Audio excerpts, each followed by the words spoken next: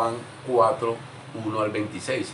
Y les decía, como hablaba ahorita en el principio, hemos venido estudiando, interpretando y predicando las escrituras utilizando la hermenéutica bíblica, el método histórico gramatical. Entonces, cada vez que leemos las escrituras, explicamos ciertos acontecimientos que encontramos para poder digerir o entenderlas mejor, ¿cierto? Recordemos que el hecho solamente de leer la Biblia no quiere decir que la vamos a entender, hay que interpretarla. El eunuco necesitó del apóstol para entender las escrituras. Entonces siempre necesitamos la compañía de una persona o el entendimiento. En ese caso se utiliza la hermenéutica bíblica para entender las escrituras. Les decía, hemos venido hablando sobre capítulo 1 de Juan, capítulo 2 de Juan, hace 8 días, jueves, capítulo 3 de Juan. En esta ocasión vamos a leer Juan 4, 1 al 26. Pero antes de seguir en la prédica, vamos a orar. Vamos a orar en el nombre poderoso de Cristo Jesús. Vamos a darle gracias al Creador. La palabra dice que le demos gracias por todo y en todo al Creador. Vamos a darle la gloria y la honra. Dice la palabra que el Señor habita en medio de la alabanza, Señor. Y por eso te alabamos, Creador. Por eso te damos gloria, por eso te damos honra. Por eso te damos alabanza, Creador. En el nombre poderoso de Cristo Jesús. Hemos puesto nuestra mirada en la cruz, en el madero donde fue crucificado Cristo Jesús, donde fueron llevados nuestros pecados. Creemos en ese sacrificio, creemos en el sacrificio de Cristo Jesús, creemos en el sacrificio de Cristo Jesús, creemos de que por medio de ese sacrificio somos salvos. Somos salvos por medio del sacrificio de Cristo Jesús, no por obras, no porque de pronto tuviéramos algún desliz en el cristianismo. Somos salvos porque creemos en Cristo Jesús.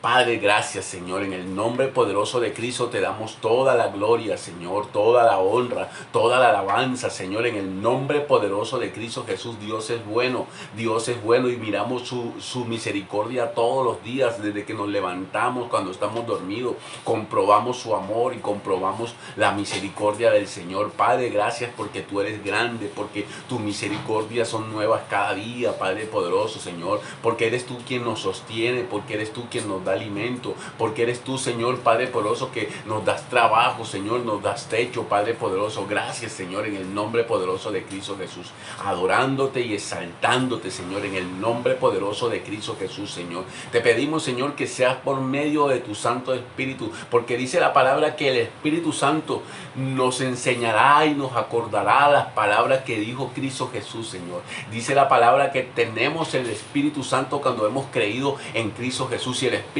Santo fue derramado en Pentecostés después de que Cristo Jesús ascendió al cielo. Tenemos el don del Espíritu Santo, tenemos el poder del Espíritu Santo. Nuestro templo es morada del Espíritu Santo porque hemos creído en el Salvador. En el nombre poderoso de Cristo Jesús, hermanos. Hermanos, buenas noches. Le damos la bienvenida a todos los que se han conectado y a todas las personas que se van a conectar. Los saluda el pastor Francisco y la pastora Elena. En esta ocasión, Comunidad Cristiana y Restauración, transmitiéndole Robert Iván Quiñones desde la ciudad de Cali. Hermanos, vamos a hablar un poco sobre aprendiendo de Jesús, Juan 4, 1 al 26. Hermanos, les digo una cosa, hay muchas personas que tienen sed de Dios. Muchas personas quieren honrar a Dios. Muchas personas les escuchan ustedes pronunciar el nombre de Dios. En el nombre de Dios buscan a Dios, buscan a Dios. Pero nosotros a veces con ciertos comportamientos nos damos cuenta de que buscan a Dios pero no lo honran como debe ser, ¿cierto? De hecho, hay nominaciones o iglesias que practican rituales prohibidos por la Biblia. Rituales prohibidos por la Biblia. Y entonces, pero hay personas que no se congregan, pero ustedes constantemente les escuchan hablar de Jesús, les escuchan hablar de Jesús, pero no saben cómo honrarlo, no saben cómo adorarlo, no saben cuál es el orden perfecto. Y recordemos que Dios tiene un orden establecido. Dios ama el orden. Dios es nuestro Dios, el creador de los cielos y de la tierra, es un Dios de orden, ¿cierto? Entonces, esas personas tienen sed del Señor, quieren conocer del Señor, pero no saben.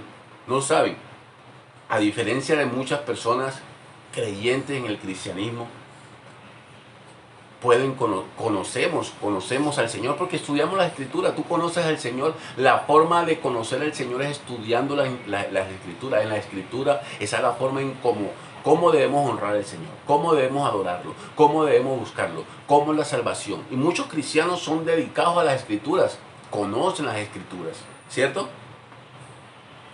Entonces, en prédicas anteriores habíamos hablado de Juan, entendiendo las Escrituras desde un contexto histórico y un trasfondo cultural. En esta ocasión vamos a tratar, que vamos a leer sobre Juan 4:1 al 26, vamos a estudiar 2 puntos.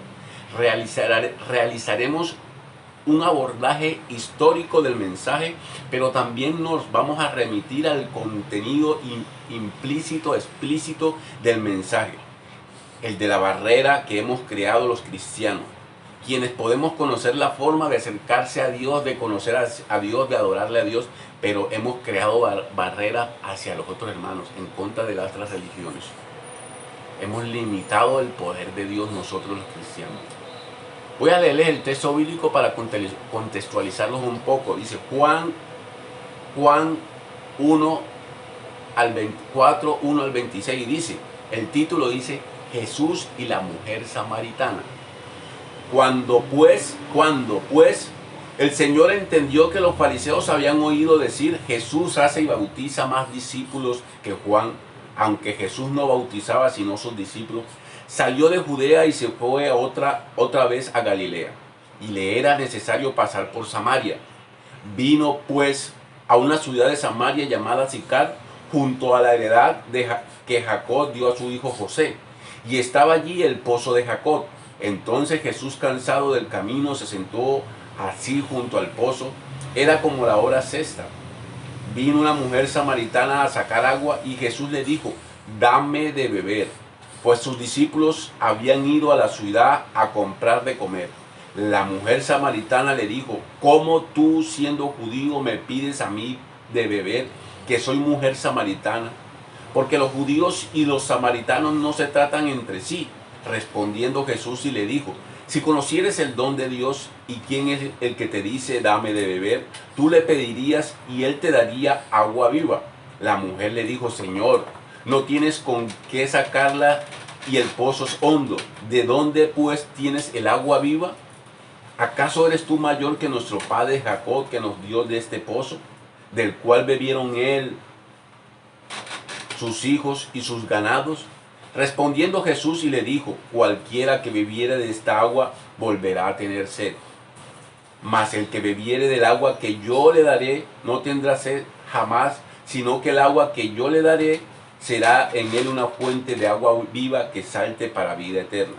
La mujer le dijo, Señor, dame esa agua para que no tenga sed para que yo no tenga sed ni venga aquí a sacarla. Jesús le dijo, ve, llama a tu marido y ven acá.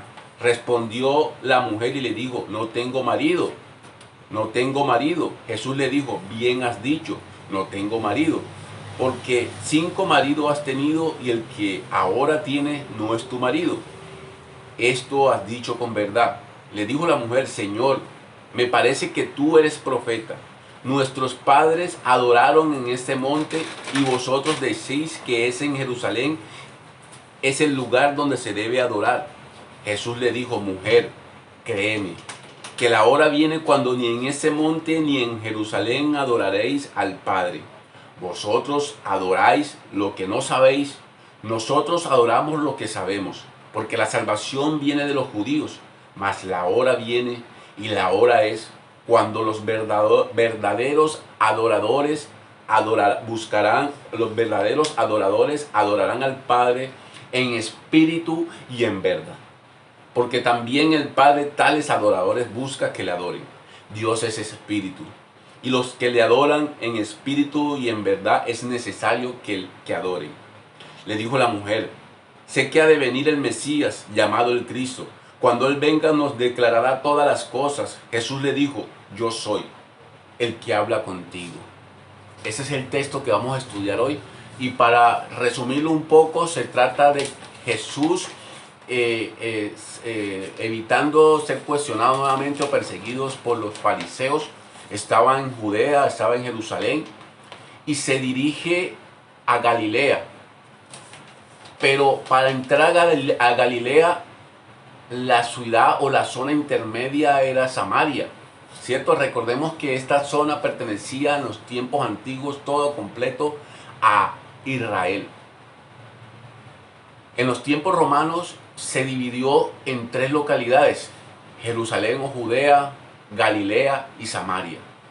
Para ir de Jerusalén a Galilea había que pasar por Samaria, la región de Samaria. La región de Samaria no solamente abarcaba la ciudad de Samaria, sino muchas ciudades. Era una zona, una región de Samaria. Entonces Jesús iba hacia allá, pero le fue necesario pasar por Samaria y establecerse en un pozo, y le pide a una mujer que le dé de beber, ¿cierto? Entonces vemos la interacción, una interacción donde la mujer, ese tema, esa interacción también la vimos en Nicodemo. Jesús abordando desde una visión espiritual, desde un trasfondo espiritual, la mujer creyendo que le estaba respondiendo desde un trasfondo natural. Por eso no entendía muchas cosas. Pero Jesús lleva a que entendamos las cosas, ¿cierto? Ahora, aquí vemos ciertas cosas que vale la pena aclarar para poder entender mejor las escrituras. Vamos a tratar en el primer punto el contexto histórico. Las mujeres eran las encargadas de recolectar el agua. Entonces esta escena de una mujer recolectando el agua en un pozo, sacándola, no solamente se remite a ese libro que estamos leyendo, sino que también encontramos escenas en el libro de Génesis 24:11, en el libro de Éxodo 2:16. Muchas escenas, las mujeres recogiendo agua y llevándolo a sus hogares. Tradicionalmente, culturalmente, en esa zona se creería que no solamente en Israel, sino en esa zona eran las mujeres las encargadas de llevar y abastecer el agua a los hogares. Entonces, por eso cuando leemos Génesis 24:11, e hizo arrodillar los camellos fuera de la ciudad, junto a un pozo de agua, a la hora de la tarde, la hora en que salen las doncellas por agua. Génesis, recordemos que esa escena de Génesis es cuando el criado de Abraham va a buscar una esposa para su hijo, ¿cierto? Ahora, si nos remitimos a Éxodo 2:16, vemos la historia de Séfora y sus hermanas acarreando agua. Dice: y estando sentados junto al pozo, 7 hijas que tenía el sacerdote de Madián vinieron a sacar agua para llenar las pilas y dar de beber a las ovejas de su padre. Las mujeres culturalmente eran las encargadas de llevar el agua para saciar la sed de las personas y de los animales. Entonces vemos una escena normal, cultural. Por eso Jesús llega a la mujer, y por eso se encuentra la mujer ahí, porque era culturalmente aceptable, y dado que las mujeres recogieran el agua del pozo y la llevaran a sus hogares. Por eso encontramos aquí esta escena, por eso interactúa Jesús con la mujer. Entonces vamos entendiendo un poco este contexto. Por eso a veces es bueno aclarar el contexto histórico y el contexto, el trasfondo cultural. Nos estamos encontrando en un contexto histórico, pero específicamente en un trasfondo cultural, porque era parte de la cultura que las mujeres recolectaran el agua. Observemos que la mujer samaritana que interactúa con Jesús venía a sacar agua a dicha hora, porque era una costumbre quizás no solo de Israel, sino de la zona geográfica, ¿cierto? Si nosotros entendemos, cuando vemos Madián, recordemos que si no me equivoco, Madián creo que era el suegro, si no me disculpan, no pertenecía a Israel, si no me equivoco. No, sí pertenecía, porque las hijas del sacerdote, pero eso es para estudiarlo, les pido disculpas. El segundo tema cultural que vamos a leer dice: conflicto entre los samaritanos y los judíos. La mujer lo refiere, y se los voy a leer aquí un momentico donde está. Dice: ¿acaso eres? Dice, la mujer samaritana le dijo: ¿cómo tú, siendo judío, me pides a mí de beber, que soy mujer samaritana? Porque los judíos y samaritanos no se tratan entre sí. Y desde empezamos a estudiar Juan, les he explicado por qué la diferencia y por qué el conflicto entre los samaritanos y los judíos. Y se los vuelvo a explicar nuevamente para que las personas que no han estado presentes la entiendan un poco, ¿cierto? Recordemos, Israel era la nación, ¿cierto? El primer rey de Israel, Saúl. El segundo rey de Israel, David. El tercer rey de Israel, su hijo Salomón. El cuarto rey de Israel, el hijo de Salomón, Roboán. Pero Roboán fue abordado por Jeroboam, que era el representante. Israel en ese tiempo tenía 12 tribus, las 12 tribus de Israel, ¿cierto? Jeroboam era el representante de las 10 tribus de Israel. Y Roboam, de la descendencia de David, eran el representante de las 2 tribus de Israel, ¿cierto?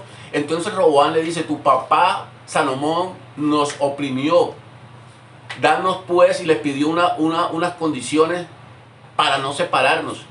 Pero recordemos que Roboam consultó a los ancianos y los ancianos le dijeron: dale lo que te están pidiendo. Pero Roboam no le gustó el consejo de los ancianos y buscó el consejo de los amigos, y los amigos le dijo: si tu papá los oprimía, oprímelo tú 10 veces más. De ahí se separa el reino. El reino de Israel se separa en dos. El reino del norte, recordemos quién es al norte: Samaria y Galilea. Y el reino del sur. El reino del sur, Jerusalén.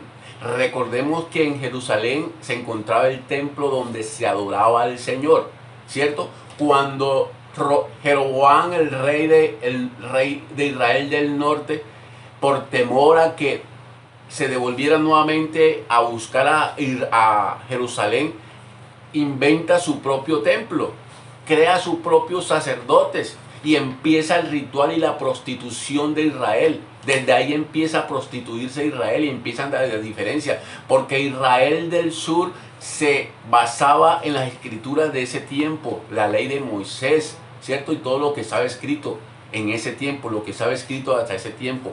El reino del norte, con Roboam, con sede en Samaria, se dedicaron a crear sacerdotes, a hacer rituales paganos, a contaminarse por los otros pueblos que estaban cerca, a quemar a los hijos, y empezó esa situación que fue desagradable a los ojos del Señor. Pero eran israelitas y había promesas sobre ellos. Listo. Desde ahí empieza el conflicto. Recordemos un poco para contextualizarlos. En el año antes de Cristo, el 722, por la desobediencia y la perversidad del reino del norte, con sede en Samaria, el reino del norte fue llevado cautivo por Asiria a Egipto. Y entonces los asirios se llevaron a todas las personas, a los influyentes de Samaria y de las zonas del norte, y se las llevaron a otras zonas. Y a esas zonas de Israel llevaron a personas pobres. Las personas venían de otra cultura y empezaron a crear rituales paganos, Y recuerden, tengan presente que Israel en ese tiempo así llevaron a otras personas en una zona consagrada a Jehová, al Dios creador. El Señor mandó leones, si no me acuerdo, mandó algo que atormentó a esas personas que estaban. Entonces ellos clamaron al rey: trae nuevamente a los israelitas para que adoren al Dios como debe ser. Hubo sincretismo, hubo mezcla, ¿cierto? Israel del norte, del sur, con sede en Jerusalén, cumplían las normas, pero se desviaron a lo último. Manasés, por el pecado de Manasés, que quemaba a sus hijos a Moloc, ¿cierto? Por eso se sentencia la destrucción y el cautiverio de Israel del sur. Fueron llevados cautivos a Babilonia, ¿cierto? El templo quedó solo. Si leemos, si no me equivoco, el Salmo 37, que es una canción que escuchamos la canción, que todo el mundo la baila, pero es el Salmo 137 que dice, se los canto porque la canción es en inglés, junto a los ríos de Babilonia, ¿cierto? El Salmo 137 dice: nos pidieron que cantara las canciones que cantábamos en Israel, en Jerusalén, pero ¿cómo íbamos a cantar las canciones si estábamos en otras zonas? ¿Cierto? Entonces Israel del sur también fue llevado cautivo en el año, ya les digo en qué año fue llevado cautivo, en el año 586 antes de Cristo. Ambos fueron llevados cautivos. Desde ahí empieza la diferencia entre Israel del norte, Samaria, e Israel del sur, Jerusalén. Pero esa diferencia, si la podemos abordar, creo que en estudios bíblicos hemos visto que esa diferencia entre las 10 tribus y las 2 tribus venían desde hace mucho rato, desde Saúl venían, ¿cierto? Entonces, desde ahí empieza la diferencia. Pero les voy a leer el texto que contextualiza un poco la diferencia. Lo encontramos en Segunda de Reyes 17, 24 al 42. Es un poco extenso, pero vamos a leerla y vamos a entender un poco más. Dice, esto sucedió cuando fue llevado cautivo Israel del norte con sede en Samaria. Y trajo el rey de Asiria gente de Babilonia, de Cuta, de Aba, de Hamat y de Sefarbaim, y los puso en las ciudades de Samaria, en lugar de los hijos de Israel. Y poseyeron a Samaria y habitaron en sus ciudades. Y aconteció al principio, cuando comenzaron a habitar allí, que no temiendo ellos a Jehová, envió Jehová contra ellos leones que los mataban. Dijeron pues al rey de Asiria, las gentes que tú trasladaste y pusiste en las ciudades de Samaria no conocen la ley de Dios de aquella tierra. Y él ha echado leones en medio de ellos. Y he aquí que los leones los matan, porque no conocen la ley de Dios de la tierra. Y el rey de Asiria mandó diciendo, llevad allí a algunos de los sacerdotes que trajiste de allá, y vaya y habite allí, y les enseñe la ley de Dios del país. Y vino uno de los sacerdotes que habían llevado cautivo de Samaria y habitó en Betel, y les enseñó cómo habían de temer a Jehová.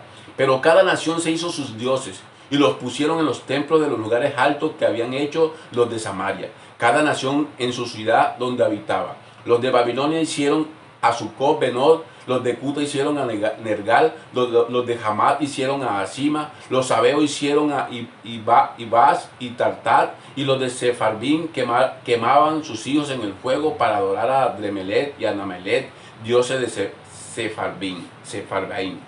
Temían a Jehová e hicieron del bajo pueblo sacerdotes de los lugares altos, que sacrificaban para ellos en los templos en los lugares altos.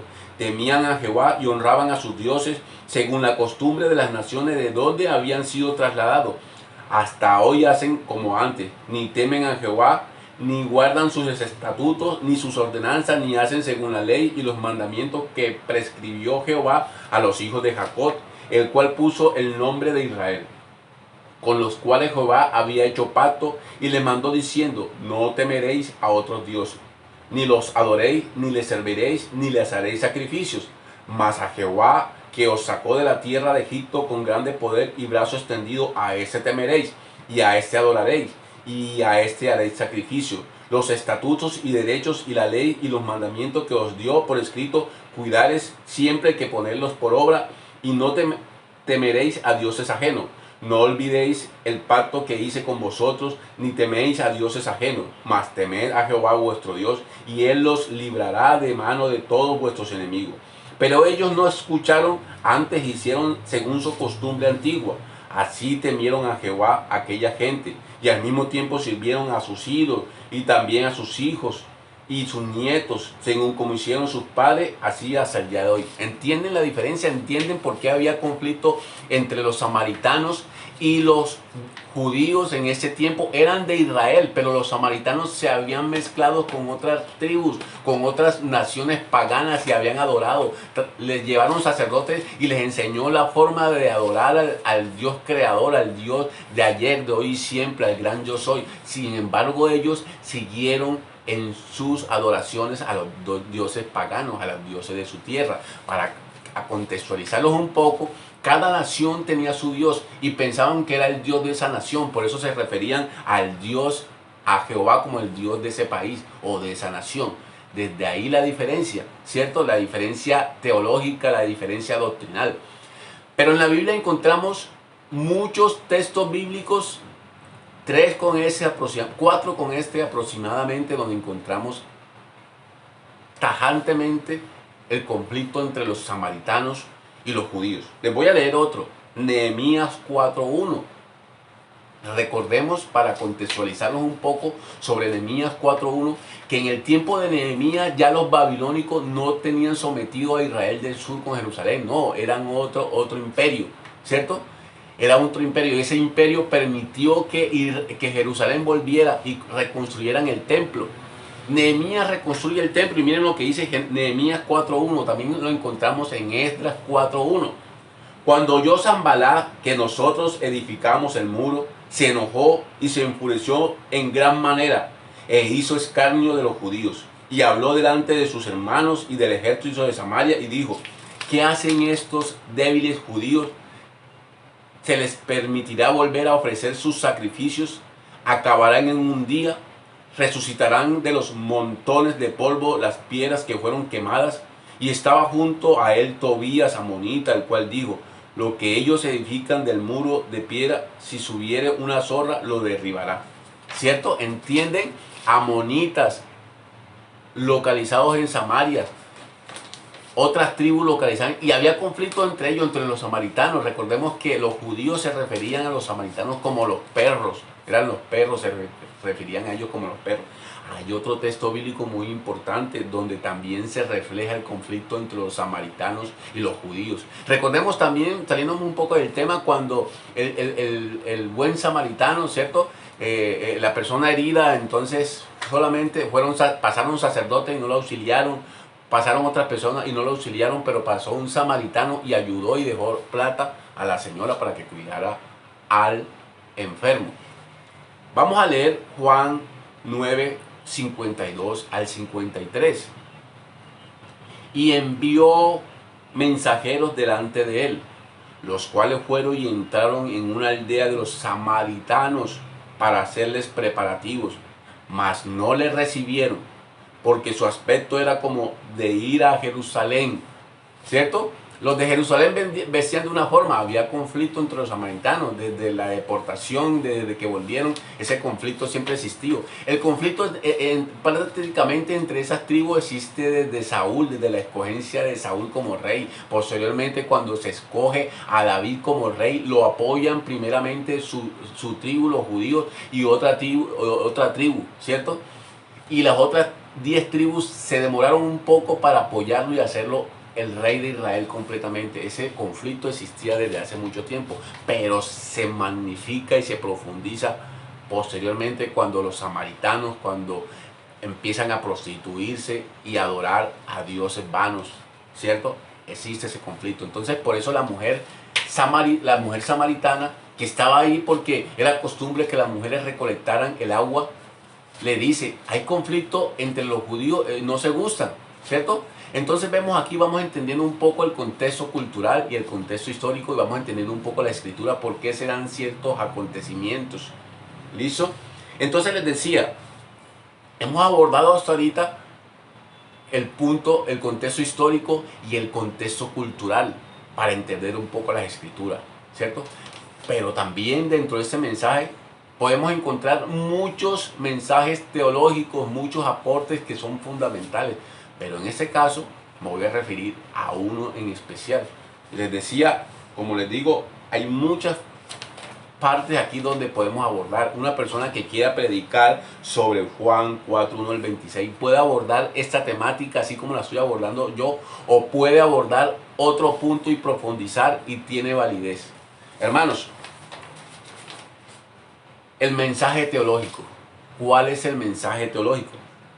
Vamos a ver un poco algo que sucede en la interacción entre Jesús y la mujer samaritana.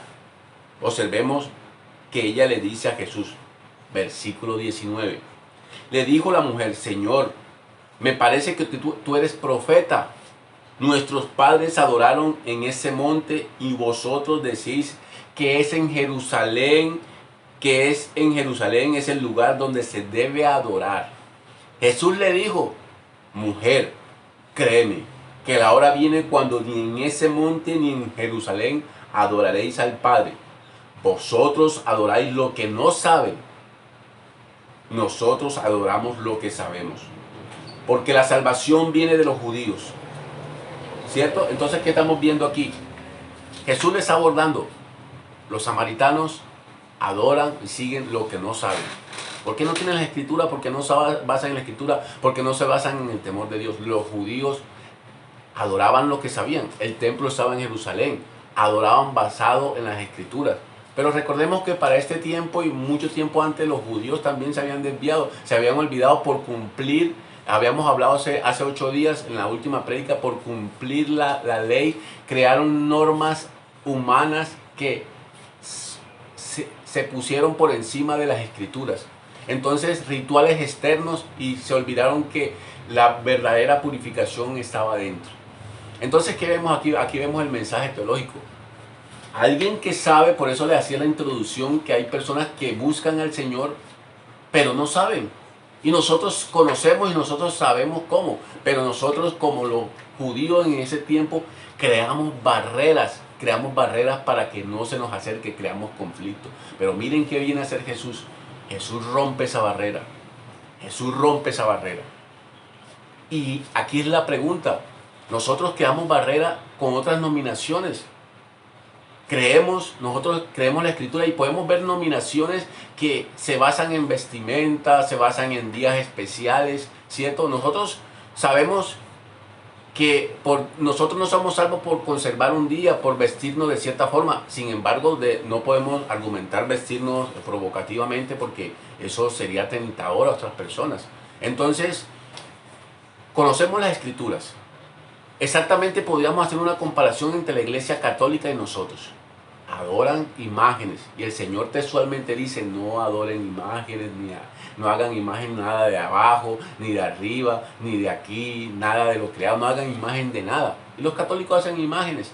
Sin embargo, tú los ves y hablan de Jesús, hablan de Jesús y hablan de Jesús. ¿Por qué? Nosotros, los cristianos, muchos nos damos la tarea de estudiar las escrituras y sabemos que eso no está bien. Muchas cosas de las que otras personas hacen, sabemos que no está bien. Nosotros conocemos porque el Señor nos ha dado la oportunidad. Las otras personas no se acercan a las escrituras, van a la iglesia por rituales, pero como la mujer samaritana tenían sed de Dios, querían conocer al Señor, le pidió: dame de esa agua. Sabía de Cristo porque él decía: sabemos que el Cristo viene y cuando venga nos va a revelar las cosas. Jesús lo que hace es romper con esta barrera. Ahí es donde te hago la pregunta: ¿qué barrera hemos creado nosotros como cristianos con las otras nominaciones? Que no permitimos que ellos vengan a los pies de Jesús como se debe ser, sino que los repelemos a las otras nominaciones. Entonces empezamos a crear conflicto entre las otras nominaciones. ¿Qué barrera hemos creado nosotros? No estamos diciendo, miren, hay cosas que cuando estudiamos la escritura nosotros debemos tener muy presente. El Dios creador, el Dios del cielo y de la tierra y de todo cuanto existe, es un Dios celoso. Es un Dios que no permite que se adore nada, que se ponga a otro lugar o cualquier cosa en su lugar. Es un Dios celoso, cosa que un cristiano y cualquier persona no puede hacer y no debe hacer, ¿cierto? Entonces, cuando se adoran imágenes, estamos haciendo eso. Es un Dios celoso, no estamos haciendo. Si nosotros vemos, David fue un rey que el Señor le dice: tenía el corazón conforme al corazón de Jehová. Pero nosotros, si revisamos la historia de David, uno dice: uy, David cometió ciertas cosas. Pero David era un hombre temeroso de Dios, un hombre que honró al Señor, un hombre que tuvo la ocasión de matar a Saúl y dijo: no voy a matar al ungido del Señor porque el Señor lo ungió. Era un hombre muy temeroso de Dios, ponía a Dios siempre primero. Tuvo debilidades, cayó, sí, y eso nos puede pasar a nosotros, ¿cierto? Pero nunca busquemos ni brujos, ni hechiceros, ni adorar imágenes. No, nuestro Dios es un Dios celoso, un Dios que no permite eso. De hecho, Israel del norte fue llevado cautivo por eso. De hecho, Israel del sur fue llevado cautivo por eso. Entonces nosotros tenemos el conocimiento. Las otras personas no tienen el conocimiento, pero nosotros creamos las barreras para que ni siquiera explicarles, ni siquiera siempre buscamos debatir o confrontarlo. No, con amor. ¿Cómo llega Jesús? Con amor, con profecía, con sanidad. Así podemos llegar. Dentro de cada uno de ustedes hay poder y hay autoridad. Dentro de cada uno de nosotros tenemos el Espíritu Santo, porque cuando hemos aceptado a Cristo Jesús, el Espíritu Santo mora dentro de nosotros. Mora dentro de nosotros. Hermanos, el mensaje teológico en este momento es: busquemos romper las barreras. Atraigamos a los pies de Jesús a las personas con amor y con misericordia. No quiere decir que nos permeemos, nos dejemos contaminar por esas personas. No, nosotros con amor los abordamos, con amor los llevamos a los pies de Jesús. Eso es nuestra labor. Y de pronto, ¿qué estamos haciendo? Hacemos cosas contrarias. Hacemos cosas contrarias, ¿cierto?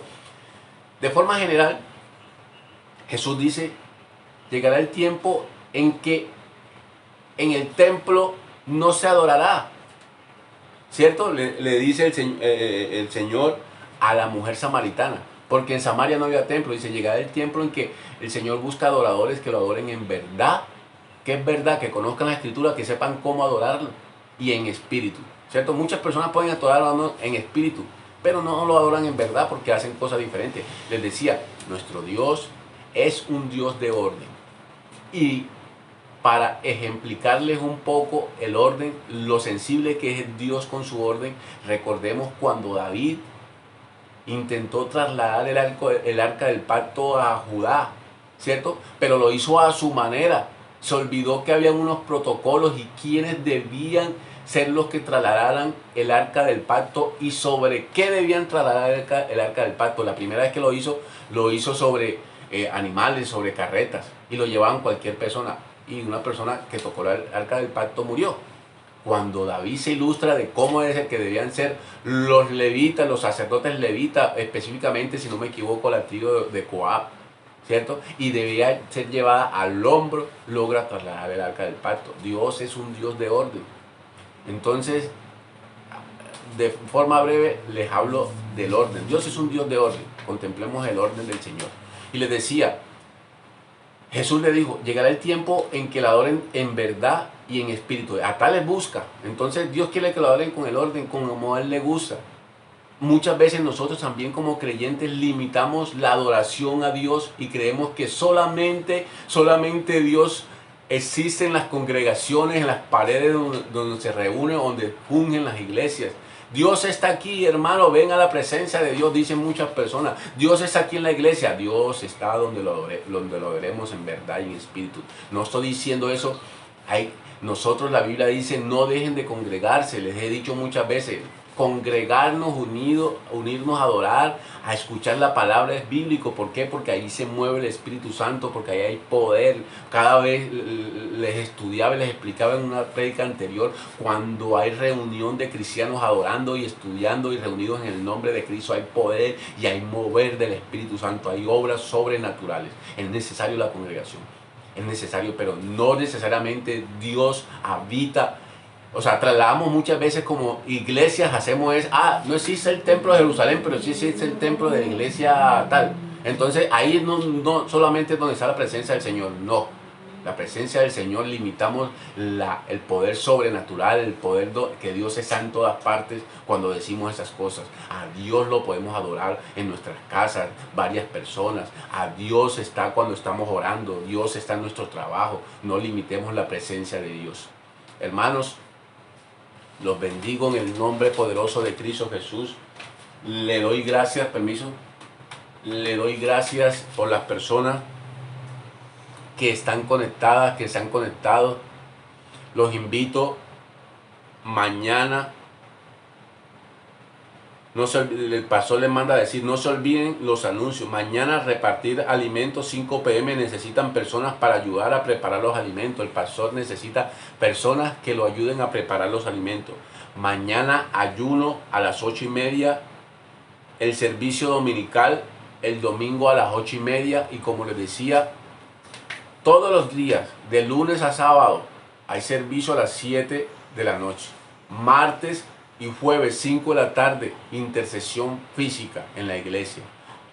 Los días jueves y viernes, 5 de la mañana, alborada, ¿cierto? Los días sábado, 8 de la mañana, ¿qué hay? Ayuno congregacional. Muchas gracias por reunirnos, muchas gracias por escucharnos, muchas gracias por estar pendiente. Espero que el mensaje sea de provecho, sea de crecimiento. Los invito a seguir estudiando las Escrituras, a seguir abordando las Escrituras. Recordemos, hermanos, no olvidarnos del amor y la misericordia. Recordemos que la palabra dice que Los mandamientos se resumen en amarás a Dios con todo tu corazón y amarás a tu prójimo como a ti mismo. El amor y la misericordia hacia el prójimo. Y rompamos esa barrera. Con amor y misericordia podemos quitar esa barrera y permitir que otras nominaciones, otras personas que no saben cómo se adora al Señor, otras personas que lo buscan y nosotros sabemos, no saben cómo, pero hace otras cosas, llevémoslo a los pies de Cristo Jesús. Muchas gracias, terminamos hoy temprano. Muchas bendiciones, salud del pastor Francisco y la pastora Elena. Bendiciones, hermanos. Nos vemos, nos seguimos viendo.